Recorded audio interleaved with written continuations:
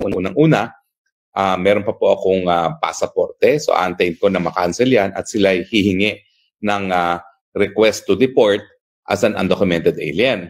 Ang problema po, yung opisina nag-handle ng mga deportation dito sa Netherlands, sa pangalan, Immigration and Natural Division and Naturalization Division, IND, siya ring opisina na naghahawak na aking asylum.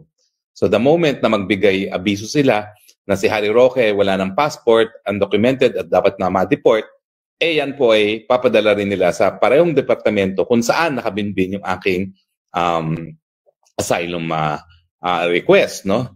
So, automatically, hindi ako mapag-deport dahil alam naman nila na bilang silang ahensya ng gobyerno ng Netherlands na nagpapatupad ng karapatan ng asylum na hindi ako po pwedeng mapa-deport miski ako ay undocumented alien.